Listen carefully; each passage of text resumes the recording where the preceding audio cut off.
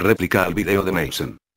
Dice. Autodenominados evangélicos, utilizan algunas citas bíblicas queriendo fundamentar que Dios prohíbe las imágenes, pero la realidad es otra, ya que en la Biblia, Dios mismo ordenó que se hicieran imágenes y se pusieran en su templo. De nuevo te dices a ti mismo, que Dios mismo fue el que mandó a hacerla. Y Dios a Tomás de Aquino no le mandó nada. Nada de todo esto procede de inspiración humana. Moisés no hizo 2 arcas, y ustedes tienen montonadas de vírgenes.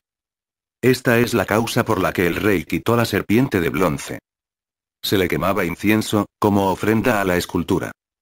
Exactamente lo mismo hacen ustedes.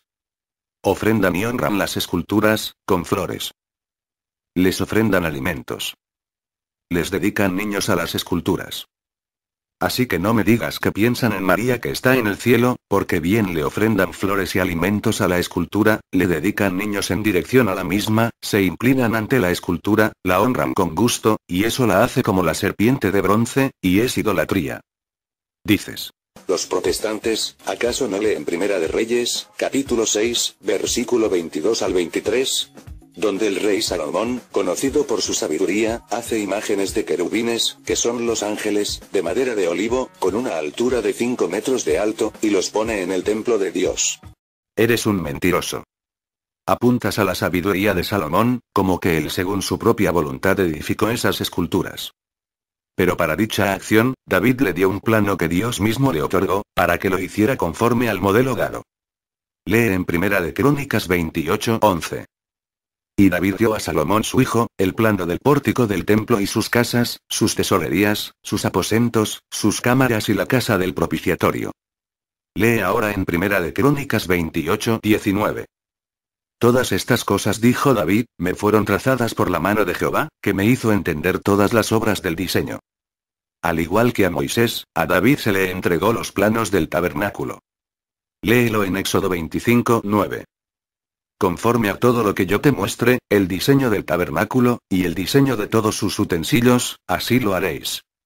El concepto del cronista, es que David gozaba, de la misma clase de inspiración arquitectónica que Moisés. A tus esculpistas Dios no les traza con su mano las esculturas, ante las que ustedes se inclinan, y a las cuales honran y ofrendan flores y alimentos. Son hombres sin inspiración divina, y que ni se les ocurra compararlos, a la altura de Moisés y David. Este hombre que ves aquí es llamado el niño imaginario, que cumplió el sueño de esculpir a Jesús y a María. ¿El niño imaginario? ¿Se inclinan ante la imaginación de hombres?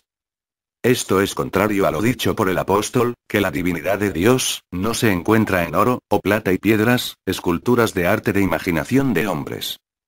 Pablo dice, no deben pensar que la divinidad de Dios, es semejante a oro, o plata y piedras. Ya Pablo dijo que la divinidad de Dios, no puede ser asemejada a esculturas de piedra, ni de oro o plata. Ustedes representan a Jesús en piedras, que asemejan su divinidad. Intentan hacer esculturas semejantes al Señor. Para colmo, ninguna de todas sus esculturas, son una obra planificada por Dios, y trazada por su misma mano. Así que tu comparación se quedó en tu video. Cuando tú te refieres a las imágenes de Moisés, y asimismo de Salomón, te olvidas que Dios les dio planos, y les trazó con su misma mano las obras del diseño. Dices. ¿Dios se enojó por todo esto? Claro que no. Pues él mismo las mandó hacer. ¿Acaso te gusta contradecirte a ti mismo? ¿No ves que estás testificando que Dios mismo mandó hacerlas? Date cuenta que Dios les trazó con su propia mano las obras del diseño, pero las esculturas de ustedes, son de niños imaginarios. Te sustentas en estas obras arquitectónicas, trazadas por la mano de la Santísima Divinidad, sin darte cuenta que Dios no encargó modelos mediatorios, sino un templo donde iba a posar Él, con imágenes al gusto de su voluntad. Pero Tomás de Aquino, dice que las imágenes son un conducto que conducen a Dios encarnado. Pero Jesús dijo. Nadie puede venir a mí, si no le fuere traído por mi Padre. Tomás de Aquino y tu falsa denominación, son unos mentirosos que contradicen a Dios encarnado, y ponen imágenes en lugar del Padre. En esto y en ninguna parte, Dios mandó a elegir humanos para su templo, tema que tendrías que tocar pero no te conviene. Dices. No las adoramos como dioses, sino simplemente las veneramos, que es respetar, como... Estás mintiendo y omitiendo. Ustedes se inclinan ante ellas y las besan, al igual que tus papas. También honran dichas imágenes, y hasta les dan gloria. Si pones aquí el becerro que adoraron mis contemporáneos, el cuadro es el mismo. Le están rindiendo culto y dando gloria a las imágenes. Eso es idolatría. Adoración, tiene prefijos y subfijos. Adoración, indica un estado espiritual en el que el ser humano se sobrecoge, compungiéndose de corazón, en armonía sobrenatural con dicha deidad. Aquí el Papa entra en estado de éxtasis espiritual, compungiéndose de corazón, palmeando la imagen e inclinándose ante ella. Está haciendo alarde como que de dicha imagen está recibiendo algo.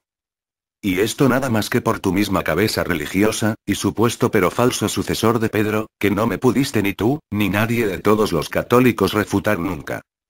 Si yo diera cuenta que Dios no existe, entonces todos mis argumentos doctrinales serían en vano, y no tendrían sostén divino. Si no defiendes a tu cabeza papalucha, no tienes movilidad doctrinal, porque muchas de estas cosas las dijeron tus papas, y santitos historiadores por los que ellos se llevan.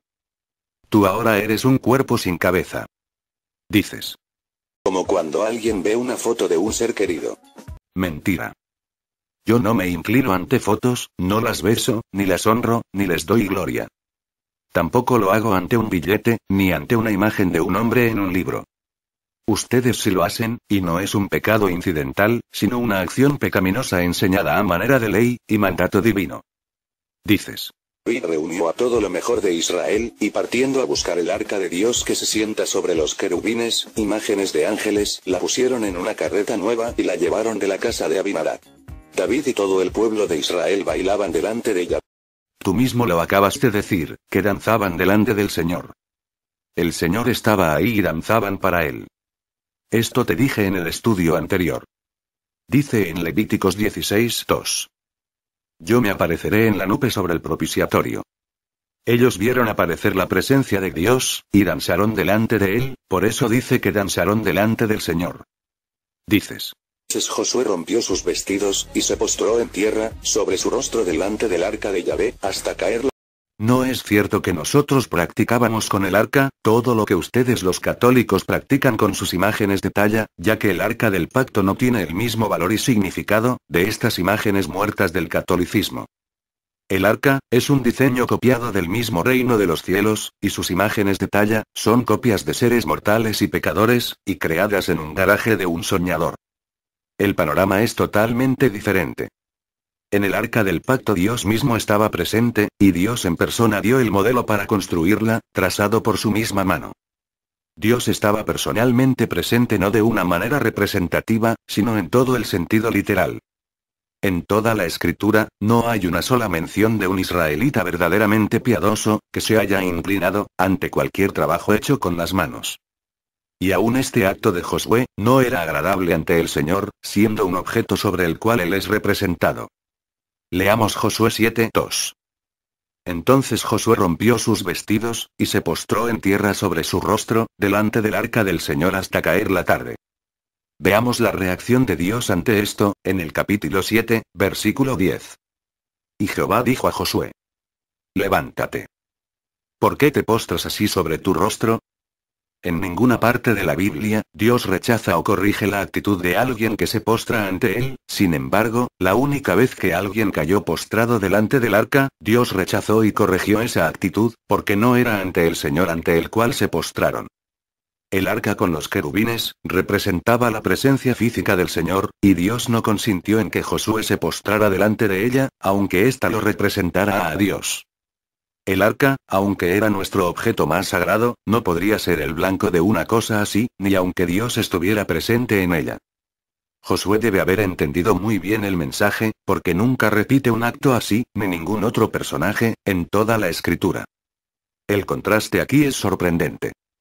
Dios rechazó el acto de Josué, de postrarse ante una imagen donde él mismo estaba presente, pero los católicos piensan que Dios no rechaza, que te inclines ante imágenes que son meramente representativas. Ni con la presencia de Dios sobre el arca te puedes inclinar, mucho menos ahora los católicos, los cuales dicen que sus esculturas son solo meras imágenes artísticas.